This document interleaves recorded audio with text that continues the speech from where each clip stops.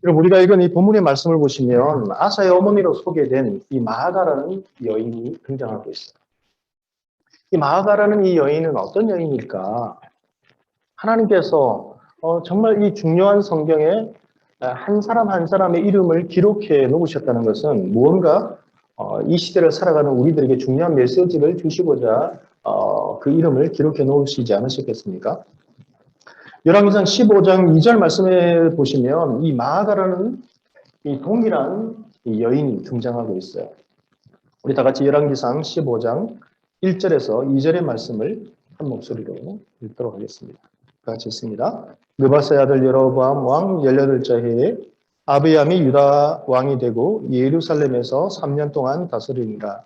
그의 어머니의 이름은 마아가요 아비살롬의 딸이더라.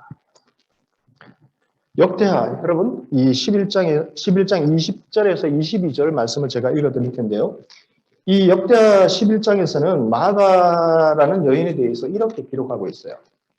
그 후에 그러니까 르호보암이 다윗의 아들 여리못의 딸 마할렛을 아내로 삼은 후에 이렇게 시작하고 있어요. 압살롬의 딸 마아가에게 장가들었더니 그러니까 르호보암 왕이 다시 이제 그 아내를 또다시 맞이했는데요. 압살롬의 딸 마아가에게 장가를 들었어요. 그러니까 마아가라는 여인은 압살롬의 딸이에요. 그가 아비야와 앗대와 시사와 슬로밋을 낳았더라. 르호보암은 아내 18명과 첩 60명을 거느려 아들 28명과 딸 60명을 낳았으니 압살롬의 딸 마아가를 모든 첩첩보다 더 사랑하여 르호보암은 마아가의 아들 아비야를 후계자로 세웠으니 이는 그의 형제들 가운데 지도자로 삼아 왕으로 세우고자 함이었더라. 그러니까 마아가의 남편은 르호보암 왕이었어요. 그러니까 솔로몬 왕 이후에 이제 그 이스라엘이 남유다와 북이스라엘로 하나님의 그 예언의 말씀대로 분열국가가 되는 것이죠. 그때 초대 유대의 이 첫 번째 왕이 누구였는가? 르호보암 왕이었어요. 그런데 이 르호보암 왕은 이 마아가를 다시 장가를 들면서 아내를 맞이하면서 이 마아가를 너무나 사랑했던 거예요. 이 마아가의 아버지는 다윗이 정말 아끼고 사랑한 다윗에게는 정말 아픈 손가락이었던 이 압살롬이었어요. 그러니까 이 압살롬은 어찌 보면 그 아버지의 왕권을 인간적으로 어떤 수단을 통해서 쟁취하려고 했던 인간의 어떤 그 신앙적인 인물보다는 세상적인 인물로 그렇게 생각할 수 있죠. 그런 이 아버지의 압살롬의 딸이 바로 마아가였어요. 이 르호보암 왕은 이 88명의 아내 중에 마아가를 가장 사랑했다. 그렇게 성경은 기록하고 있어요. 그래서 가장 사랑했던 아내의 아들이었던 아비암, 역대하는 이 아비야 이렇게 기록되어 있습니다. 이 아비암을 자신의 그 후계자로 세웠던 거예요. 그런데 여러분 열왕기상 15장 2절에서는 분명 이 마아가라는 여인에 대해서 아비암의 어머니다 이렇게 소개하고 있는데 우리가 읽었던 이 본문의 10절 말씀해 보시면 또다시 아사의 어머니다 이렇게 소개하고 있어요. 그렇다면 여러분 한번 생각해 보시기 바랍니다. 마아가라는 여인은 아사 왕의 그 아버지의 어머니도 되고 동시에 그의 어머니도 된다면 이 상황을 어떻게 이해될까? 그래서 이 보수적인 신학자들의 해석은 이러합니다. 히브리어에서 이 아브라는 이 히브리어 단어는 아버지 이런 뜻인데요. 아버지나 이 아부나 이 벤은 아들입니다. 히브리어로. 이 아부나 벤을 할아버지나 조상 혹은 그의 후손을 뜻하는 것으로 사용하기도 한다는 것이죠. 이러한 히브리어 용법을 적용한다면 이 아사의 어머니로 기록된 마아가는 아사의 할머니로 보는 것이 가장 적절하다. 그렇게 보시면 될 것 같아요. 여러분 르호보암 왕의 28명의 아들 중 그토록 사랑하고 기대하고 세웠던 마아가의 아들 아비암은 왕이 된 이후에 고작 3년을 통치하고 젊은 나이에 요절하고 말아요. 그 뒤를 이어서 그의 아들 이 아비암의 아들 아사가 이스라엘 왕 여로보암 제20년에 유다의 왕이 되어서 41년간 통치를 하게 돼요.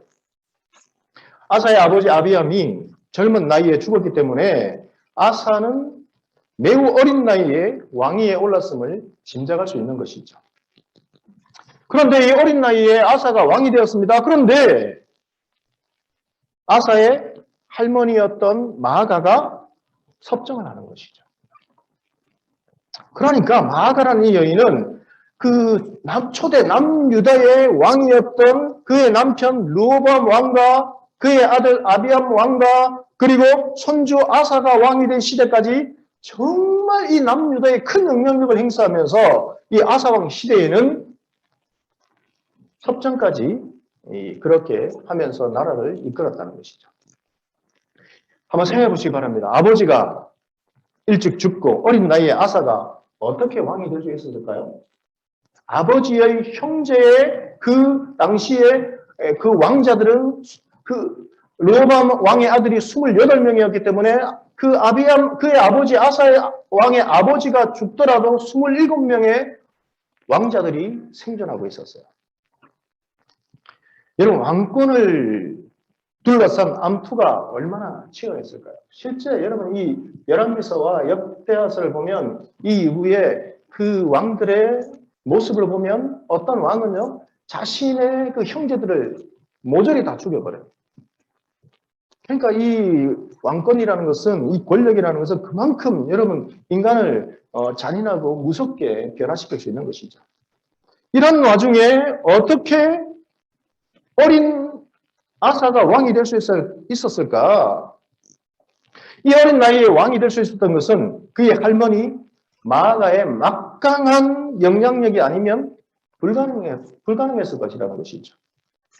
물론 그 배후에 역사와 인간의 생사업과 모든 것을 주관하시는 하나님 아버지의 인도하심과 섭리가 분명히 있었어요.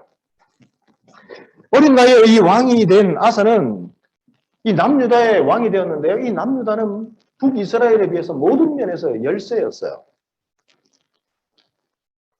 이스라엘이 북이스라엘과 남유다로 남북으로 분열된 이후에 영토, 인구, 경제력 모든 면에서 북이스라엘보다 작고 열세했던 것이죠. 왜 그럴까요? 남유다를 지지했던 지파는 두 지파였고 북이스라엘을 지지했던 지파들은 10지파였어요.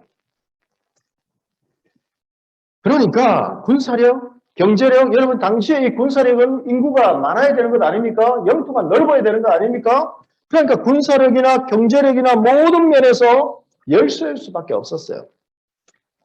이렇게 작고 힘이 없는 나라에 아버지까지 일찍 죽어버렸습니다.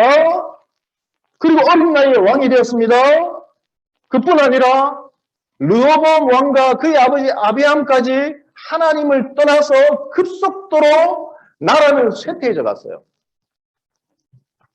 그런데 이 기회를 놓치지 않고 할아버지 때부터 막강한 영향력을 행사해오던 그 할머니까지 섭정까지 하니까 아사가 왕이 되긴 되었지만 사실 왕이었겠어요?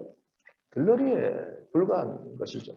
할머니가 제일 여러분 쉽게 그렇게 나라를 이끌어갈 수 있는 어떤 허수아비 같은 인물을 세웠는데 그것이 아사 왕이었을 거예요. 이런 상황에서 남유다의 3대 왕이 된 아사는 통치 초기부터 어떻게 하는가? 여호와 하나님을 찾고 의지했어요. 역대하 14장 7절에서는 아사는 이렇게 고백하고 있어요. 아사가 일찍이 이렇게 나와요. 아사가 일찍이라는 것은 정말 그의 인생의 이 통치 초기에부터 일찍이 유다 사람에게 이르되 우리가 우리 하나님 여호와를 찾았으므로 이 땅이 아직 우리 앞에 있나니 우리가 이 성읍들을 건축하고 그 주위에 성막과 망대와 문과 빗장을 만들자. 우리가 주를 찾았으므로 주께서 우리 사방에 평안을 주셨느니라 하고 이에 그들이 성읍을 형통하게 건축하였더라. 일찍이 하나님을 찾았어요. 그리고 하나님을 의지했습니다. 그랬을 때 하나님께서 평안을 주셨고 그 평안 가운데 이 아사는 왕으로서 어떤 일을 행했는가? 역대하 14장 2절에서 5절의 말씀에서는 이렇게 기록하고 있어요. 아사가 그의 하나님 보시기에 선과 정의를 행하였다. 이방 제단과 산당을 없애고 주상을 깨뜨리며 아세라 상을 찍고 유다 사람에게 명하여 그 조상들의 하나님 여호와를 찾게 하며 그의 율법과 명령을 행하게 하고 또 유다 모든 성읍에서 산당과 태양성을 없애매 나라가 그 앞에서 평안함을 누리니라. 하나님께서 이 아사의 귀한 믿음을 보셨어요. 일찍부터 주를 찾고 주를 의지하며 어떤 일을 행할 때에 하나님을 의지하며 행할 때에 하나님께서 그에게 평안을 허락해 주셨어요. 그래서 그의 시대 10년 동안 유다 땅에 평안을 주셨다. 초창기 여러분이 아사가 41년을 통치했는데요. 그의 초창기 10년 동안 하나님께서 평안을 주셨다라고 기록하고 있어요. 그런데 역대하서를 보면 단순한 평안이 아니었습니다. 여러 해 동안 전쟁이 없고 그래서 견고한 성읍들을 계속 건축할 수 있고 유다 지파에서 큰 방패와 창을 잡은 자가 30만 명 그리고 베냐민 지파에서 작은 방패를 잡으며 활을 당기는 자가 28만 명 도합 58만 명의 큰 용사를 이루는 복을 허락해 주셨어요. 비록 아사 왕이 산당을 없애지는 못했습니다. 그러나 하나님은 그의 삶에 대해서 이렇게 평가하세요. 열왕기상 15장 11절의 말씀을 보시면 아사의 삶을 이렇게 평가하세요. 다 같이 읽습니다. 아사가 그의 조상 다윗같이 여호와 보시기에 정직하게 행하여.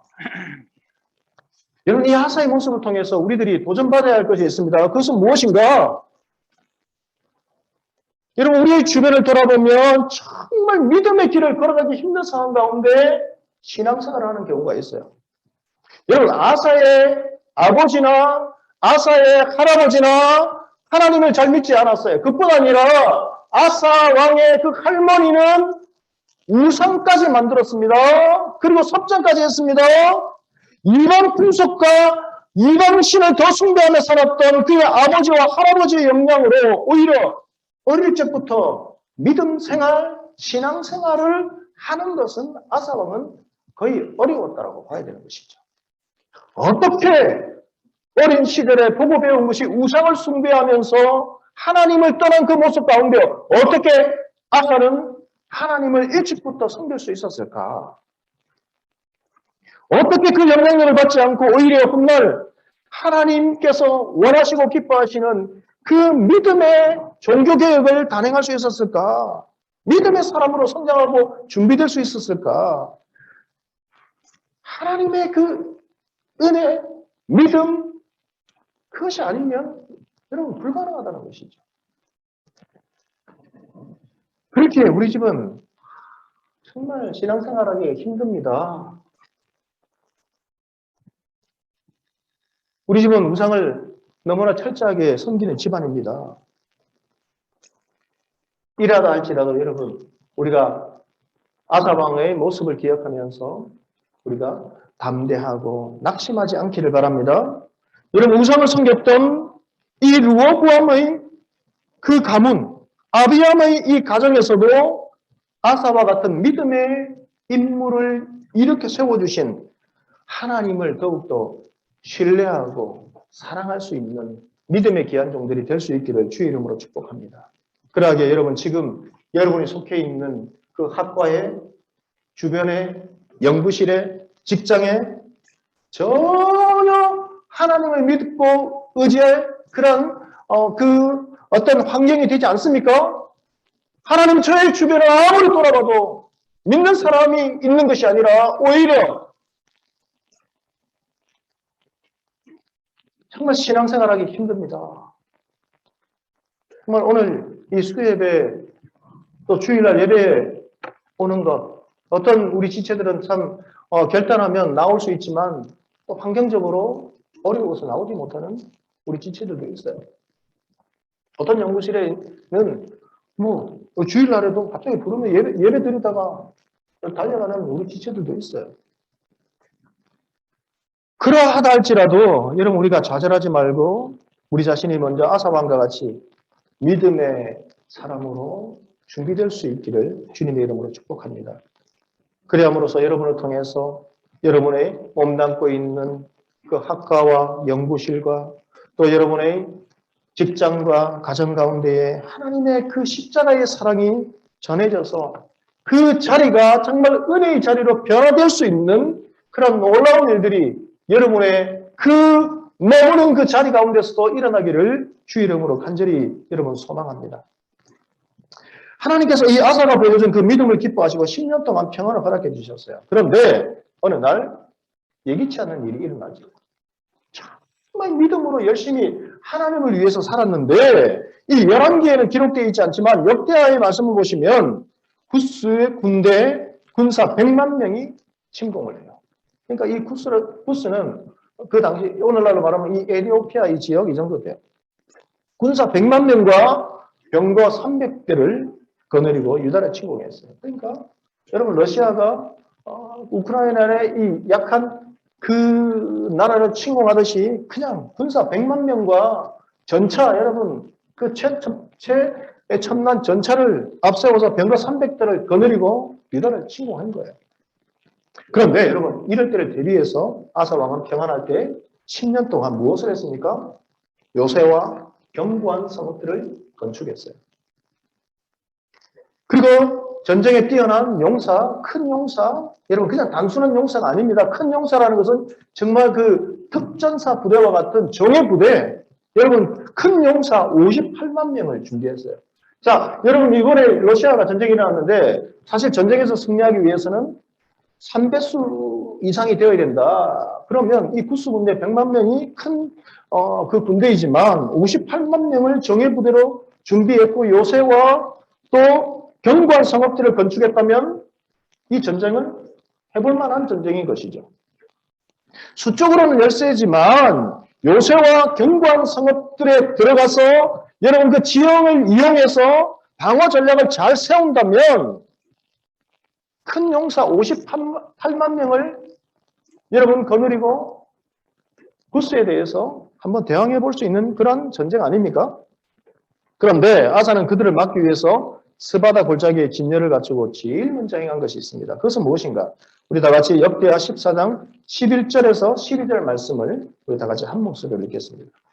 아사가 그의 하나님 여호와께 부르짖어 이르되 여호와여 힘이 강한 자와 약한 자 사이에는 주밖에 도와줄 리가 없사오니 우리 하나님 여호와여 우리를 도우소서. 우리가 주를 의지하오며 주의 이름을 의탁하옵고 이 많은 무리를 치러 왔나이다. 여호와여 주는 우리 하나님이시오니 원하건대 사람이 주를 이기지 못하게 하옵소서 하였더니 여호와께서 구스 사람들을 아사와 유다 사람 앞에서 치시니 구스 사람들이 도망하는지라. 할렐루야. 아사가 제일 먼저 무엇을 했습니까? 스바다 그 골짜기에 진열을 갖추고 구스 군대를 막기 위해서 진열을 갖추고 제일 먼저 한 것은 여호와 하나님께 부르짖었어요. 하나님께 부르짖으며 하나님 우리를 도와주시옵소서. 우리가 주를 의지합니다. 그렇게 고백했어요. 의지하고 주의 이름을 의탁합니다. 전쟁에 나왔지만 10년 동안 정예부대를 양성하고 견고한 성읍과 요새를 갖추었지만 하나님, 우리가 먼저 하나님을 바라봅니다. 주를 의지합니다. 주의 이름을 의탁해서 이 많은 무리를 치러 왔나이다. 그렇게 고백하는 것이죠. 이걸 행하기 전에 먼저 하나님께 전심으로 부르짖었습니다. 의지하고 의탁했습니다. 여러분 이 모습을 우리들의 삶 가운데 기억하고 본받아야 한다는 것이죠. 많은 연구와 여러분들 준비하는 미래를 위해서 준비하는 것들 정말 참 힘들고 인내와 눈물과 때로는 여러분 정말 그 견디지 않으면 잘 준비하지 않으면 안 되는 그런 여러분의 그 계획들, 미래의 진로들 그것이 정말 소중하고 정말 중요한 시간들이지만 그것을 준비하고도 아사와 같이 여러분 요새와 성읍들을 구축하고 군대도 육성을 잘 해놨지만 전쟁의 승패와 이를 결과는 하나님께 있음을 고백할 수 있는 의지할 수 있는 믿음의 여러분 귀한 자녀들이 될 수 있기를 주의 이름으로 여러분 간절히 부탁합니다. 우리의 일평생 삶이 이 모습을 본받아 살아가야 하는 것이죠. 사실 여러분, 우리가 노력해서 준비하는 평안, 그것은 일시적인 평안이고 참 평안이 아닌 거예요. 참 많은 사람들이 많은 것을 준비하고 노력했지만 때로는 우리의 생각과 계획대로 다른 것, 너무나 변수가 많이 일어나는 것이죠. 한때 성공할 수는 있어도 그것이 계속해서 여러분 참 평안을 주지 못합니다. 일시적입니다.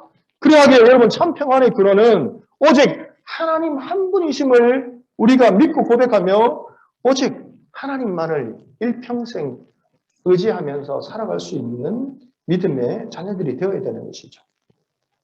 하나님이 주시는 이 놀라운 승리를 구스의 100만 대군을 무찌르며 경험했습니다. 여호와께서 구스 사람들을 아사와 유다 사람들 앞에서 치시니 구스 사람들이 도망했어요. 이 승리를, 놀라운 승리를 경험하고 그렇게 예루살렘으로 돌아올 때에 하나님께서 선지자 오뎃을 보내주셨어요. 그리고는 여호와를 찾고 의지하면 하나님께서 그들과 함께 하시겠다, 이 약속의 예언을 오뎃 선지자를 통해서 주셨어요. 아사는 하나님이 보내신 선지자 오뎃의 이 예언을 듣고 이렇게 결단했어요. 역대하 15장 8절에서 9절의 말씀을 보시면 아사가 이 말, 곧 선지자 오뎃의 예언을 듣고 그는 어떻게 했는가? 마음을 강하게 했다. 이렇게 성경에 기록되어 있어요. 마음을 강하게 하여 그때 마음을 강하게 한다면 무슨 일이 했는가?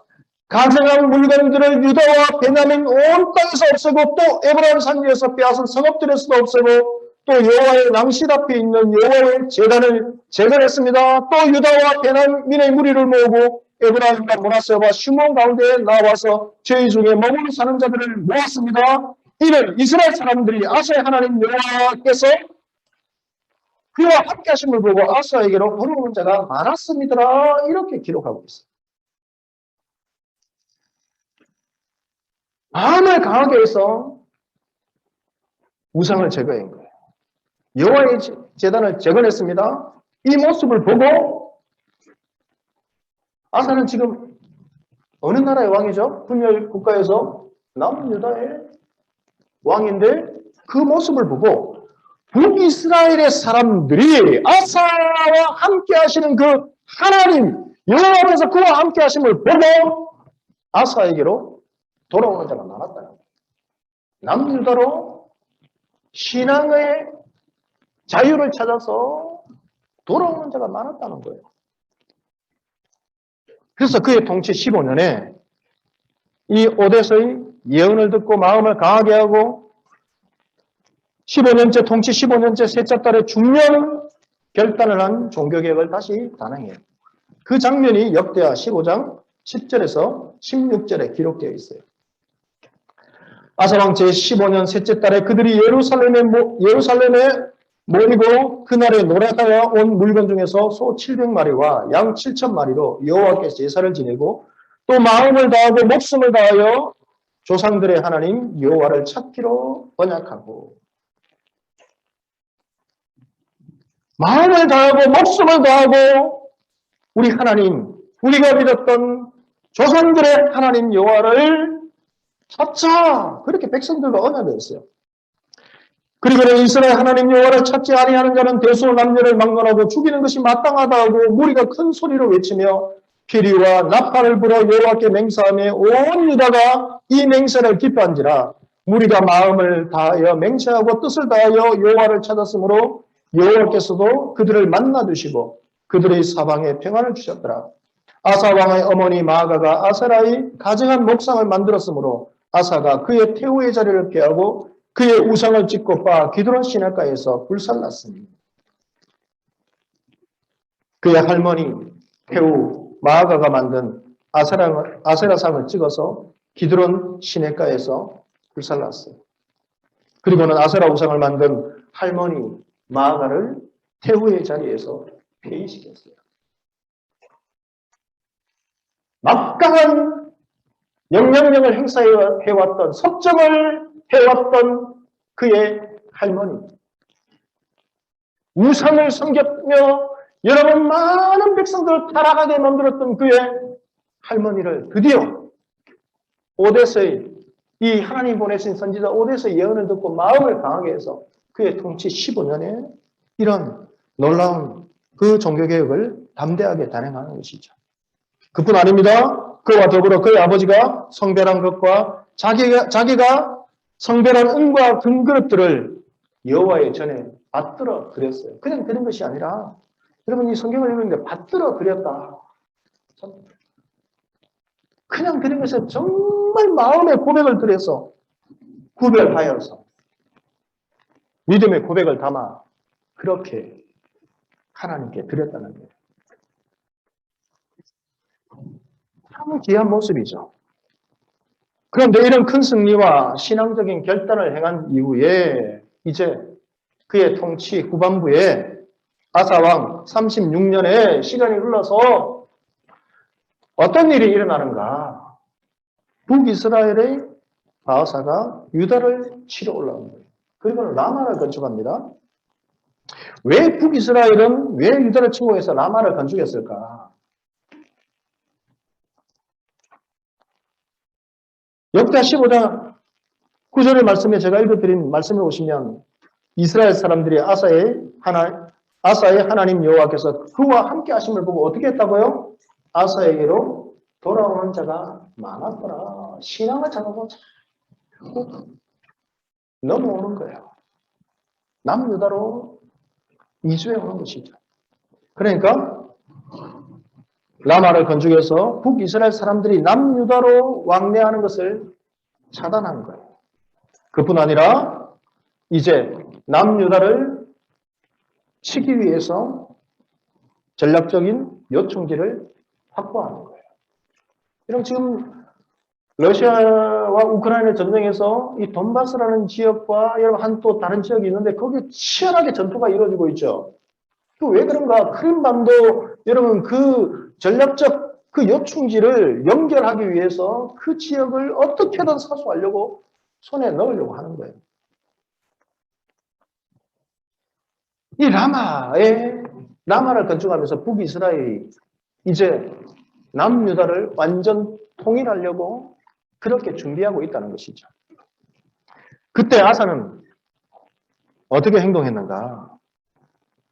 여러분 남유다를 침공한 북이스라엘 군대는 완전히 모든 군대를 총동원해서 남유다를 공격해서 라마를 점령해서 라마를 건축한 것이 아닙니다. 만약에 총공세를 펼쳤다면 어떻게 될까요? 북이스라엘의 주변에 여러분 이 많은 그 호시탐탐 이 북이스라엘과 남유다를 노리는 그러한 주변 국가들이 있어요. 그러면 총공세를 펼치면 하루아침에 여러분 그 주변의 국가들로부터 또 다른 위기를 만날 수도 있는 것이죠. 그래서 이 구스의 100만 대군이 침공하듯이 여러분 이 북이스라엘 군대가 전면전을 펼치면서 다가온 것도 아니었습니다.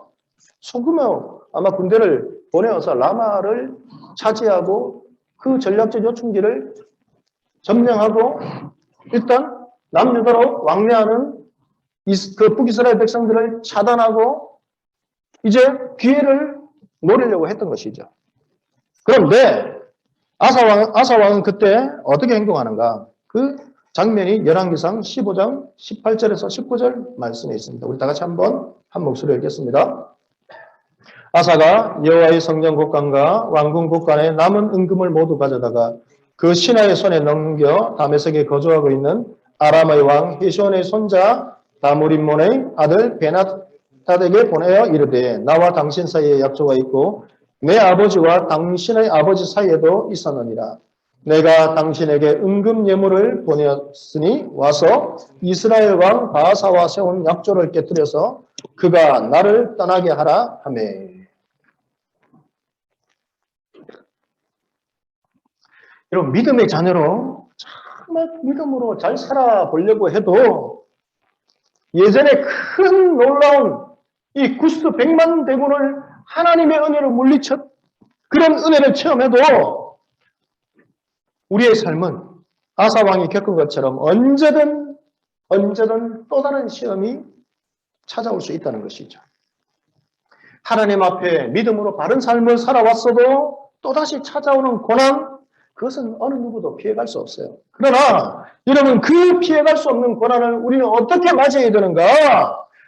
오늘 이 성경의 말씀을 통해서 하나님은 계속해서 그것을 강조하십니다. 하나님을 의지하면, 하나님을 전적으로 바라보며 부르짖으며 그의 이름을 의탁하면 하나님께서 우리를 도와주신다는 거예요. 그 고난을 능히 이기게 해주신다는 거예요.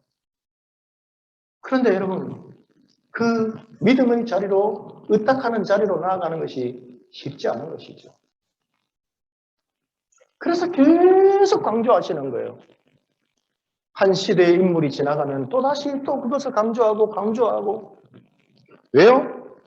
우리의 힘만으로, 결심만으로는 안 된다는 것이죠. 힘들다는 것이죠. 혹시 여러분의 삶 가운데 고난과 위기가 찾아왔습니까? 갑자기 닥친 어려움, 고난, 우리에게 당함과 두려움을 주는 것 사실이에요. 그러나 세상 끝날까지 우리와 함께 하시겠다 약속하신 주님의 그 약속을 믿고 신뢰하라. 성경을 통해서 계속해서 하나님께서 우리에게 요구하세요. 하나님을 믿고 신뢰하고 그의 이름을 의탁할 때에 하나님의 도우심으로 우리의 인생은 아사 왕 그 시대에 누렸던 하나님이 주시는 진정한 평안의 살롬의 삶으로 나아갈 수 있다.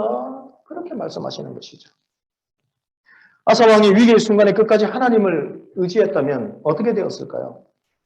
하나님께서 반드시 그의 나라를 지키시고 피할 길을 주시고 승리를 주셨을 거예요. 그런데 아사는 그의 통치 말기에 가서 예전에 가졌던 그 믿음을 온전히 유지하지 못해요. 나이가 들면 여러분 인생을 더 많이 살아가고 경험하고 나이가 들어가면 신앙이 더 깊어져야 하는데 성경을 여러분 계속해서 읽어보면 그 인물들이 반대의 모습이 나타난다는 거예요. 그토록 여러분 지금 다윗과 같이 다윗은 하나님께서 정말 기뻐하셨던 믿음의 인물 아닙니까? 그런데 다윗도 노년에 가면 통치 말기에 가면 평안할 때 형통할 때 하나님을 의지하지 않죠. 거의 모든 그 인물들이 비슷한 패턴으로 간다는 거예요.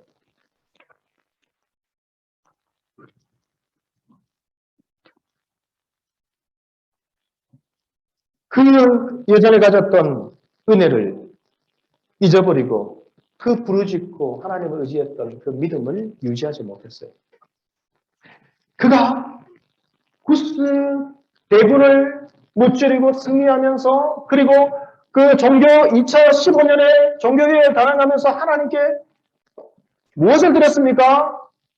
은금을 구별해서 성별해서 하나님께 받들어 드렸어요. 그런데 그 구별해 드린 성전과 왕궁 곳간에 남은 은금을 어떻게 했는가? 모두 가져다가 아람 왕에게 조공으로 바쳤어요. 그리고는 그에게 도움을 청해 위기를 넘겼어요. 성공은 했어요. 위기를 넘겼어요. 그런데 여러분 성경의 말씀을 보시면 이 남은 은금, 왜 남은 은금이라 기록해 놓으셨을까? 하나님께 받들어 드린, 구별해 드린 그 성전의 것은 하나님의 것은 절대로 손을 대면 안 되는 것이었어요. 그것은 믿음의 고백이었고 하나님과 믿음의 약속의 증표였어요. 그런데 남은 은금을 이제 모두 다 아람 왕에게 조공으로 바쳤다. 그러면 아사의 통치 후반부는 그의 삶은 어떤 방법을 따라갔는가? 세상에 여러분 그 주변에 있는 국가들의 세상의 방법을 그대로 따라갔다는 거예요. 하나님도 섬기지만 세상의 방법도 또 취하고 두 가지 모습이 함께 가는 것이죠.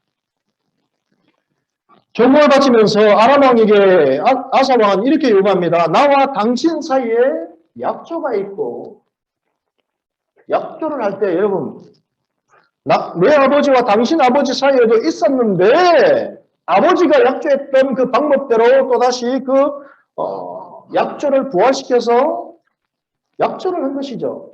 그 약조를 할 때 여러분 큰 나라면 조공을 받았겠지만 성전 곳간에 왕궁 곳간에 남은 은금이 처음 것보다 이 남은 은금이라는 것은 줄어들었다는 것을 짐작해 볼 수 있는 것이죠. 그렇다면 그것을 조금씩 가져다가 그 약조를 체결했다는 것이죠. 조공을 바치면서. 여러분 세상의 약조는 대가가 따릅니다.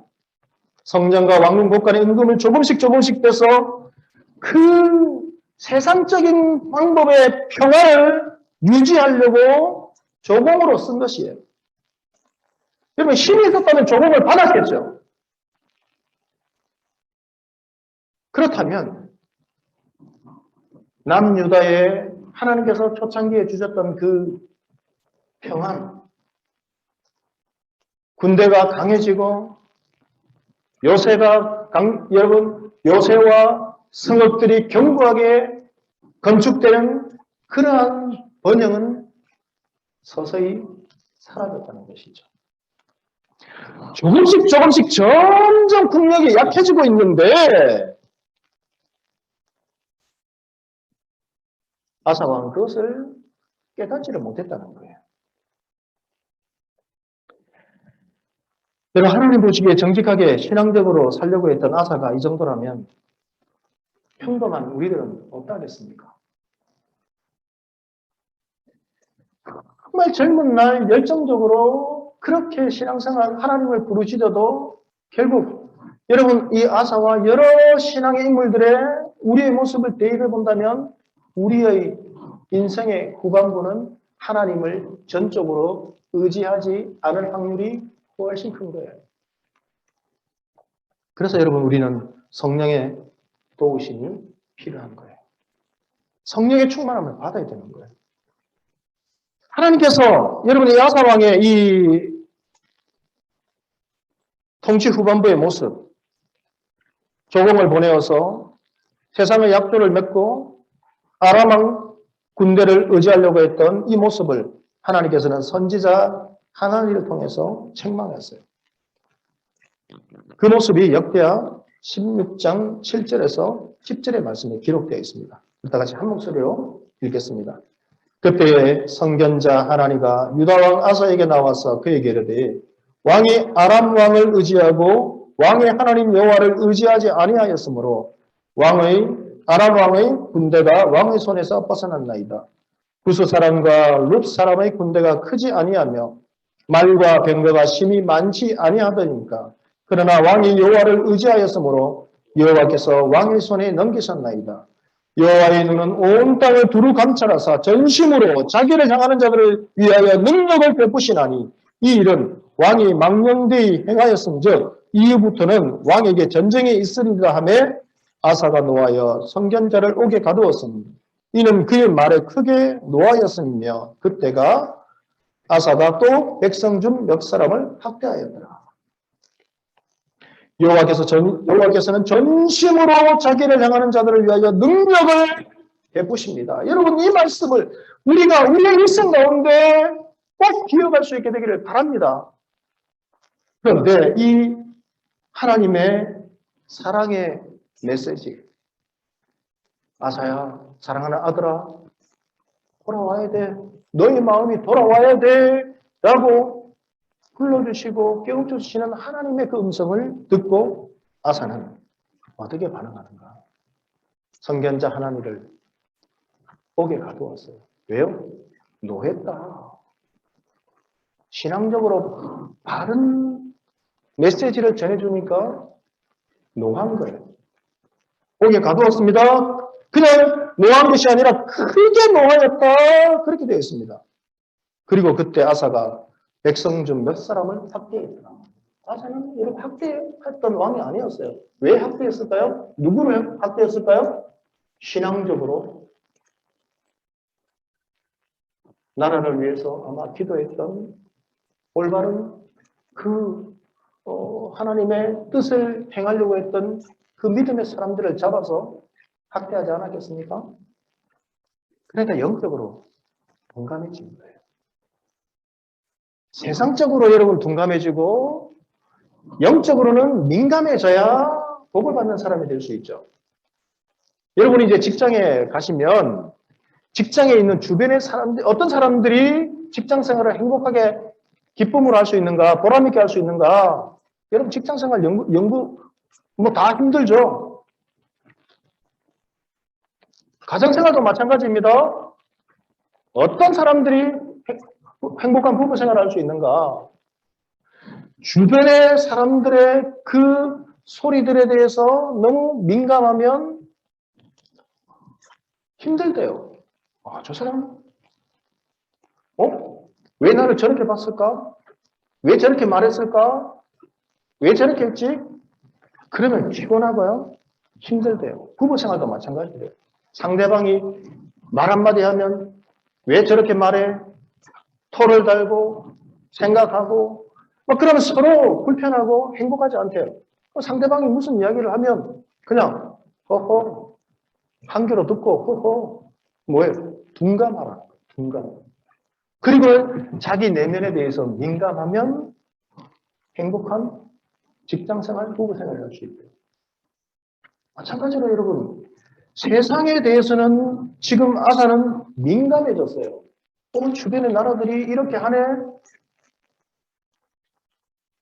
약조를 맺고 조공을 바치고 평화를 유지하려고 하고 세상의 방법에 민감해지고 하나님의 뜻에 대해서 하나님의 그 음성에 대해서 둔감해지니까 정말 그의 삶 가운데 예기치 않는 안타까운 일이 일어나는 것이죠. 여러분 영적으로 둔감해졌을 때에 아사왕은 얼마 있지 않아서 23절의 말씀을 보시면 아사왕의 느지막이 이렇게 되어 있어요. 근데 제가 말씀을 아무리 묵상해봐도 아사왕이 어린 나이에 왕이 되어서 그의 통치는 몇 년이라고요? 41년을 했으면 느지막히 노년의 정도는 나이는 아니에요. 한 중년 정도 되지 않았겠습니까? 그런데 그의 나이, 여러분, 느지막할 때에 어떤 일이 일어나는가? 역대하 우리 16장 12절 말씀. 다 같이 한 목소리로 읽겠습니다. 아사가 왕이 된 지 39년에 그의 발이 병들어 매우 위독하였으나 병이 있을 때에 그가 여호와께 구하지 아니하고 의원들에게 구하였더라. 그의 나이 느지막한 때에 느지막한 것도 아니죠. 왜 하나님은 이 아사의 이 중년이면 여러분 중년의 나이에 한참 일할 나이에 왜 느지막한 노년 이렇게 표현했을까? 여러분 우리가 육신의 그 나이 물리적인 그 나이를 떠나서 영적으로 이렇게 둔감해지고 하나님 앞에 영적으로 깨어있지 않을 때는 우리의 인생이 소망이 없는 힘이 없는 무언가 활동하지 않는 느지막한 노년의 인생으로 전락될 수 있다는 것이죠. 아사왕이 된 지 39년에 그의 발이 병들어 매우 위독하였습니다. 그런데 병이 있을 때에 그가 여호와께 구하지 아니하고 의원들에게 구하였더라. 여러분 상식적으로 생각하면 의원에게 먼저 찾아가는 것이 맞지 않습니까? 의원을 먼저 찾고 치료해보다가 안 되면 하나님께 구하는 것이 일반적인 사람들의 생각이죠. 그런데 하나님께서는 그가 병들었을 때에 매우 위도가 있을 때 병이 있을 때에 여호와께 구하지 않고 의원들에게 구하였더라. 왜 이 말씀을 기록해 놓으셨을까? 하나님께서는 아사 왕에 대해서 그의 삶에 대해서 여호와 보시기에 정직하게 행하였다. 그렇게 말씀하셨어요. 그렇다면 왜요? 하나님 이 모습이 너무나 안타깝다는 거예요. 마음이 아프시다는 거예요. 처음 마음, 첫사랑 그 은혜를 잊지 말기를 바라신다는 거예요. 얼마 전에 제가 자연일이라는 이 프로를 우연하게 본 적이 있는데요. 이 자연을 찾았던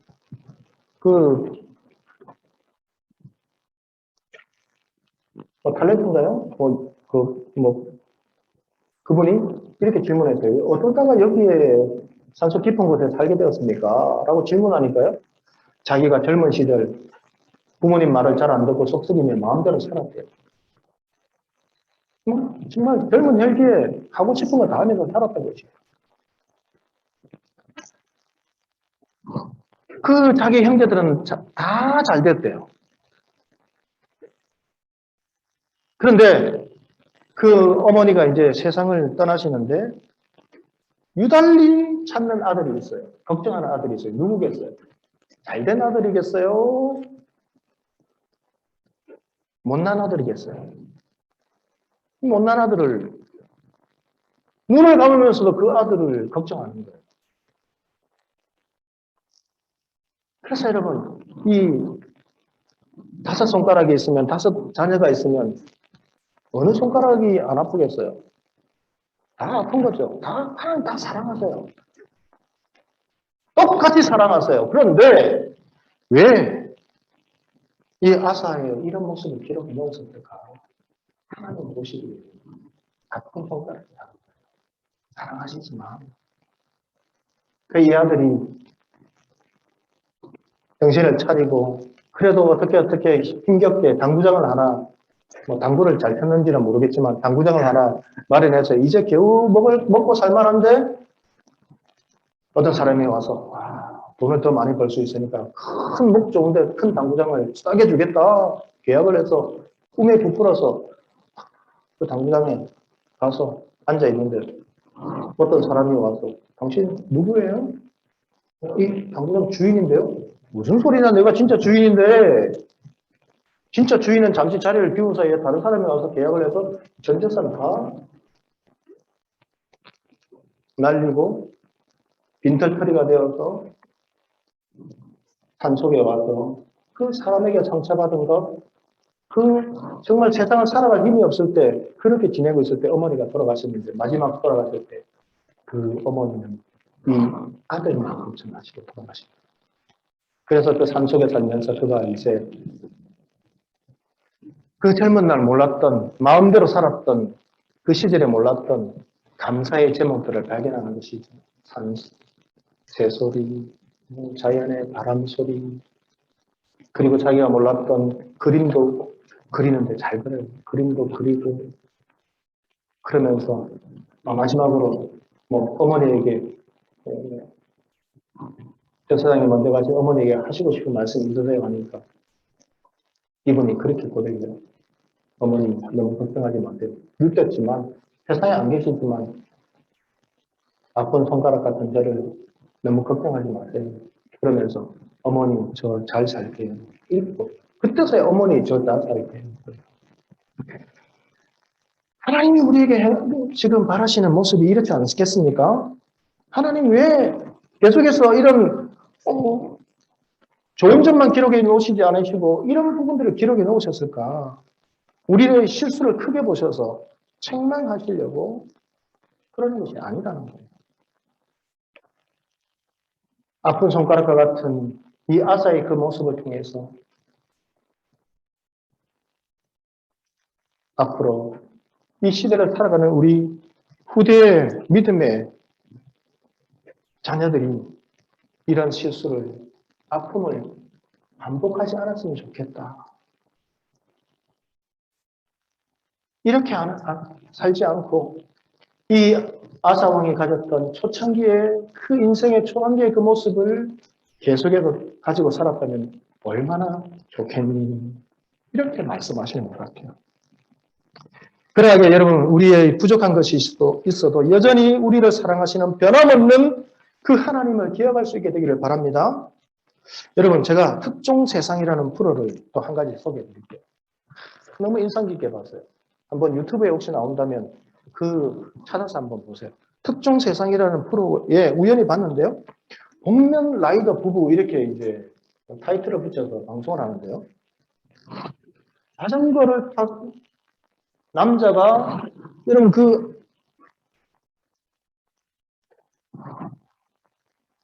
뭐라고 하죠? 이슬람의 전사들이 쓰는 그 복면 같은 거 있죠? 눈만 나오는 그 복면을 쓰고 자전거를 타고 뒤에는 아내가 타고 남편은 복면을 쓰고 하루에 70km를 자전거로 여행을 하는 부부가 있어요. 남편은 페달을 밟고 아내는 뒤에서 자전거 뒤에서 그냥 타고 힘이 들지 않습니까? 그러니까 이 두 부부가 여행처럼 다니니까 힘들지 않습니다. 그래서 이 부부가 이렇게 자전거를 타고 여행을 다닌 거리가 지구 한 바퀴 정도를 돌은 거예요. 그런데 이 남편이 왜 그 복면 두 번을 썼는가? 눈만 나오게 그렇게 썼는가? 남편은 시각장애입니다. 앞이 전혀 보이지 않아요. 조금이라도 보이는가 전혀 보이지 않아요.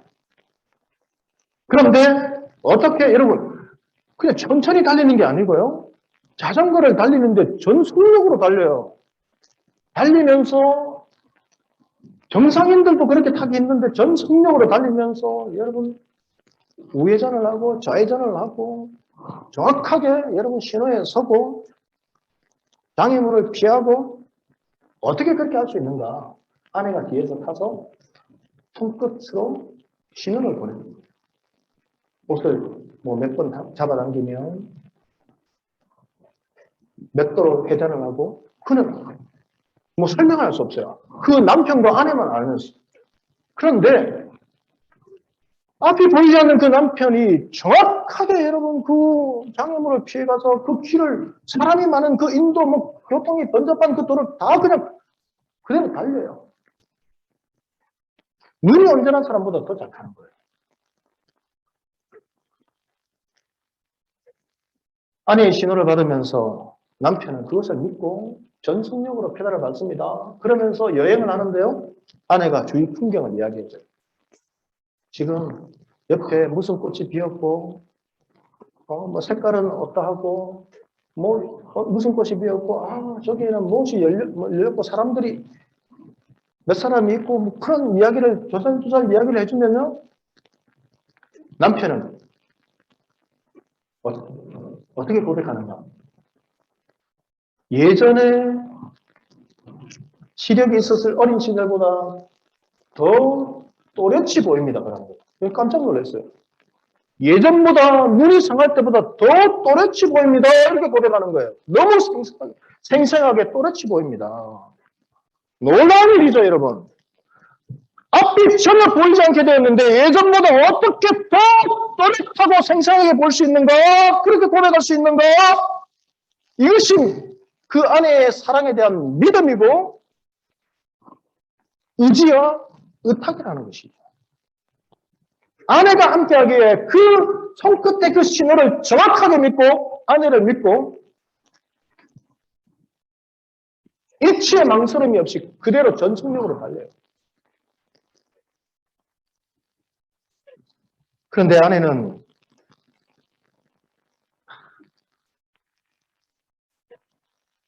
기자가 그렇게 물어요.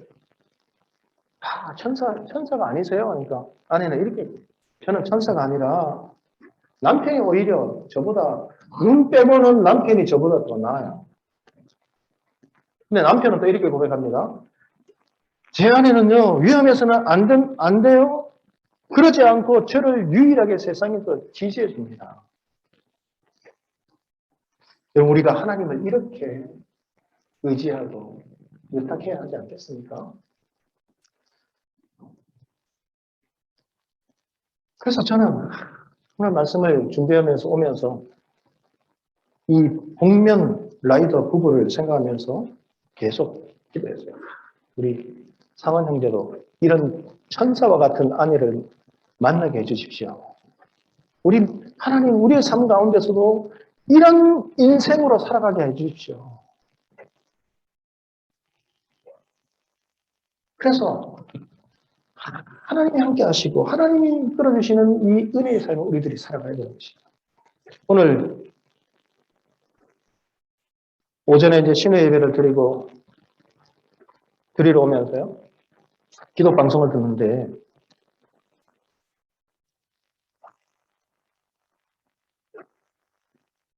어느 교회 목사님께서 전해주시는 메시지 가운데 이런 사연이 있어요.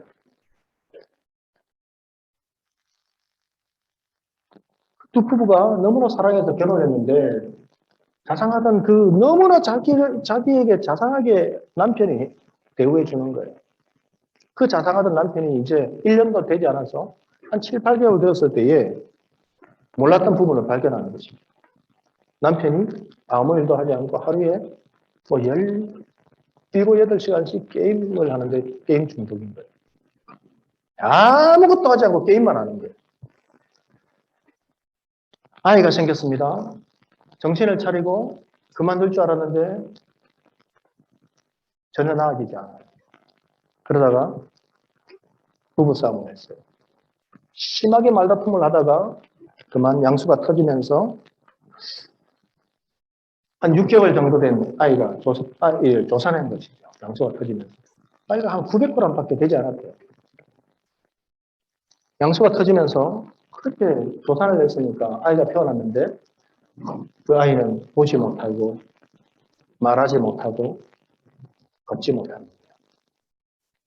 얼마나 남편이 원망스럽겠어요. 그런데 그 아이를 보고 이 남편은 저주를 퍼붓습니다.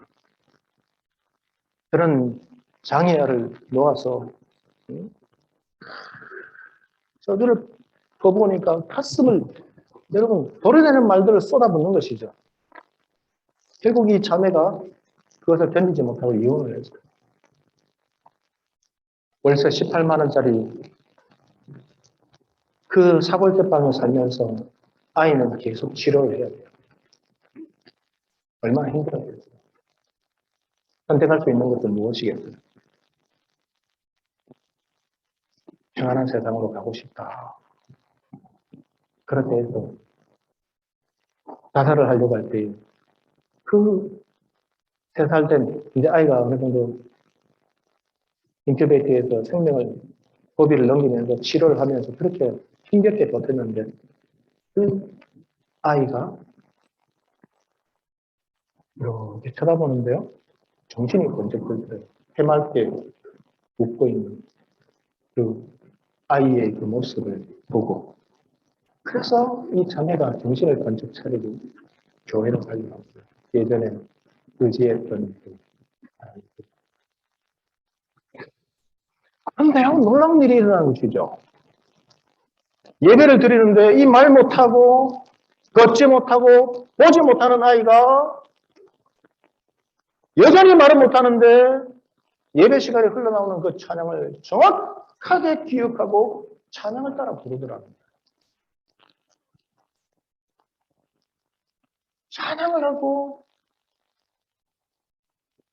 대화 소통은 안 되는데 찬양을 하면서 그리고는 시간이 흘러서 지금은 아이가 걷는데 그 아이 이름이 소망이라고.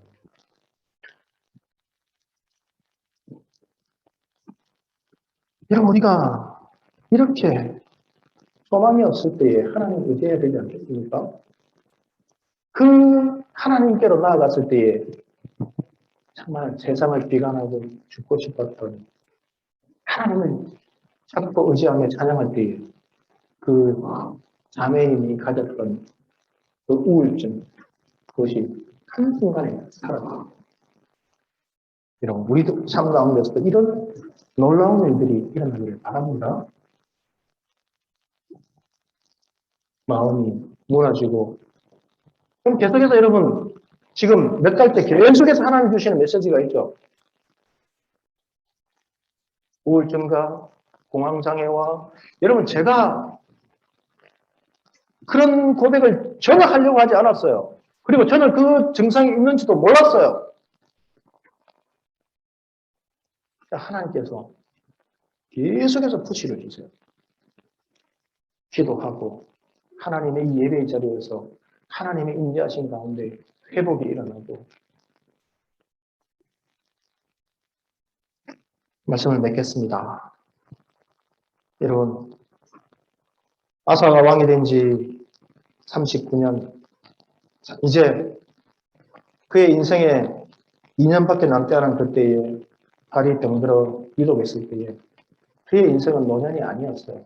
한참 더 열심으로 일할 수 있는 중년의 그 나이에 신앙적으로 성숙해지고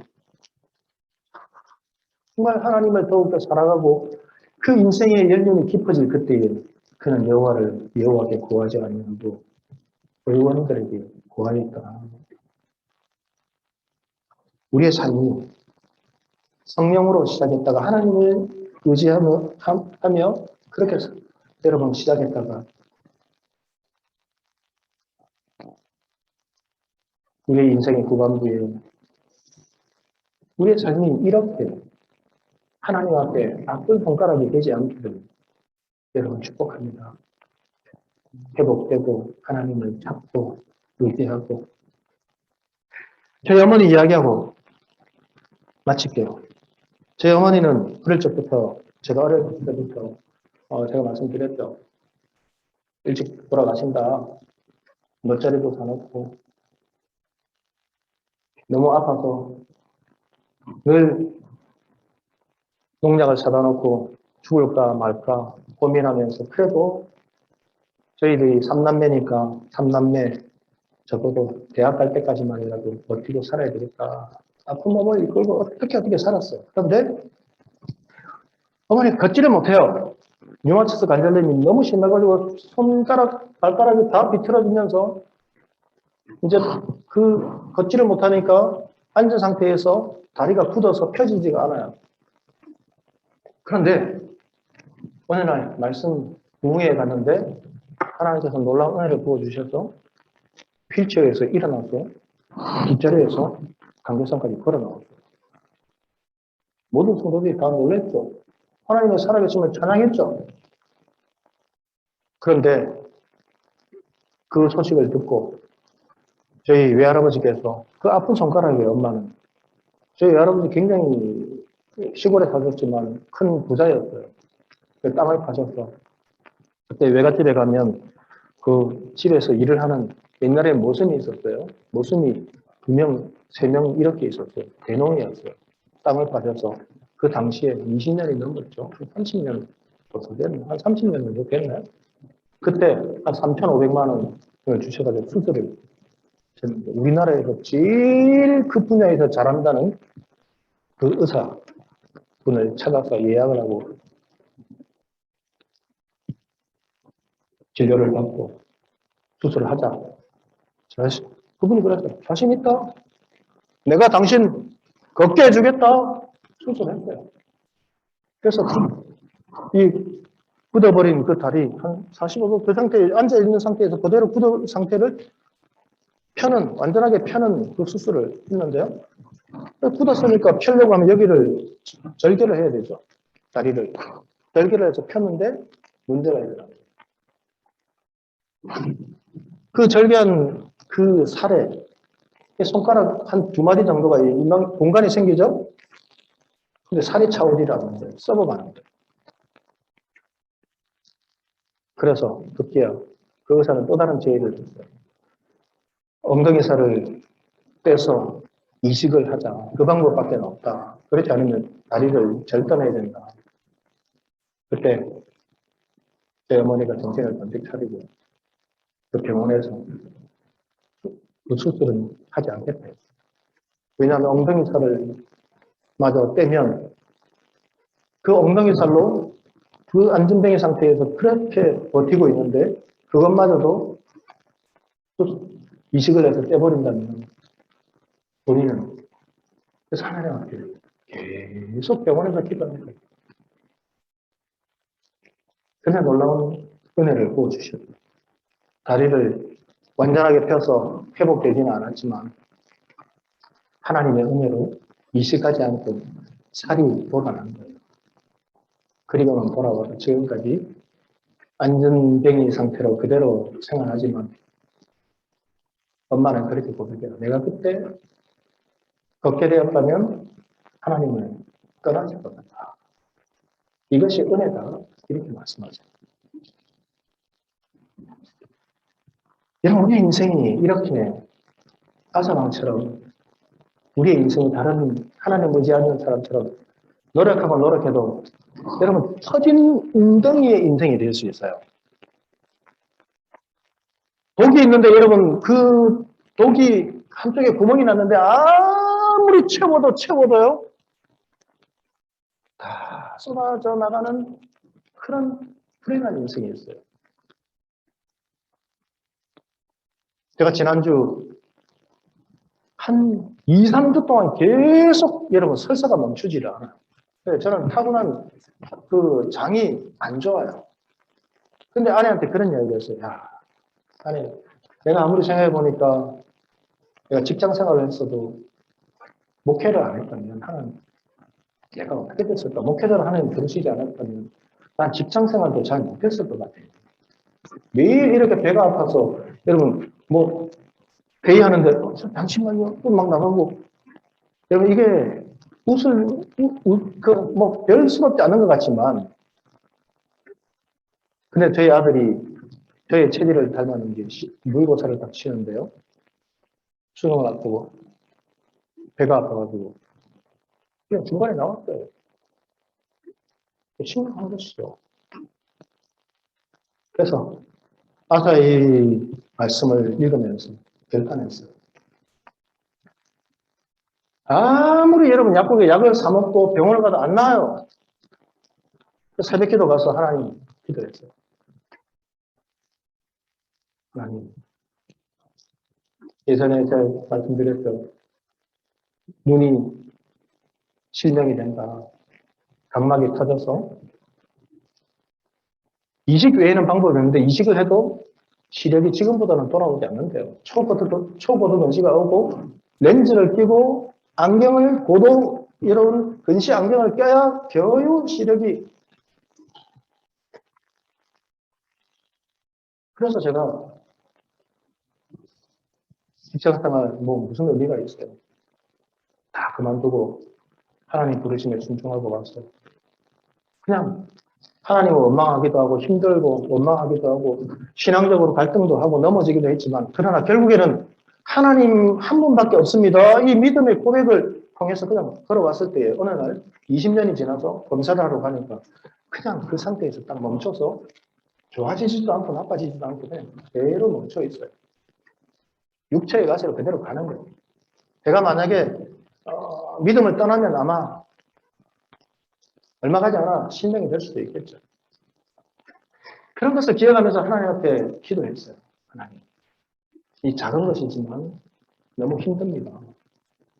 아들도 이제 재수를 이번에 하는데 저거 계속 모의고사 때마다 긴장하고 배가 아파서 시험을 못 치르면 하나님 그렇게 준비하고 어렵게 준비했던 것들이 어떻게 되겠습니까?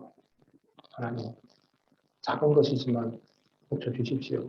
라고 새벽에 기도하고 병원비를 챙겨서 감사헌금 봉투에 넣었어요. 그 주일날 감사헌금 드리고 하나님. 저는 그래요. 아픈 것도 서러운데요. 아픈데 거기에다가 돈까지 물질까지 또 갖다. 여러분 전략해도 몸이 아프면 아끼지 않고 달라는 대로 받아요. 근데 그것이 좀 너무 속상해요. 그래서 하나님께 감사의 예물을 드렸어요. 병원이 이만큼 나올 건데. 근데 그렇게 약을 먹고 약을 먹어도 안 났던 게 그냥 그 이후부터 깨끗하게 나왔어요. 지금도 혹시나 싶어서 약을 항상 가방에 들고 다니는데요. 주일부터 시작해서 지금까지 전혀 괜찮아요. 그래서 여러분에게 이제 마지막 마무리할게요.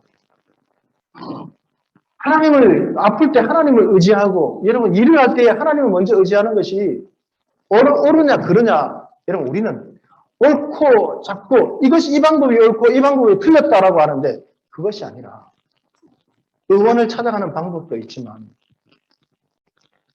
우리의 인생 가운데 하나님을 찾는 방법도 있는 거예요. 이 방법도 좋은 방법이지만, 우리가 하나님 믿는 자녀로서 이 방법이 더 좋다라고 생각해서 이 길을 걸어가면 이것이 옳고 그름의 문제가 아니라 우리의 삶 가운데 다양한 방법과 길이 있는데 우리 인생에서 믿음의 사람들에게 가장 좋은 길과 피할 길을 주시고 선한 길을 주시는 것은 여호와 하나님을 찾고 부짓고 의지하는 삶이라는 거예요. 이 길을 걸어가심으로 여러분 하나님이 기뻐하시는 정말 하나님 앞에서 우리의 인생이 아픈 손가락이 되지 않는 복되고 평안하고 하나님이 부어주시는 놀라운 그 승리와 평안과 복을 누리며 형통을 누리며 살아갈 수 있는 주의 귀한 자녀들이 다 될 수 있기를 주님의 이름으로 축복합니다.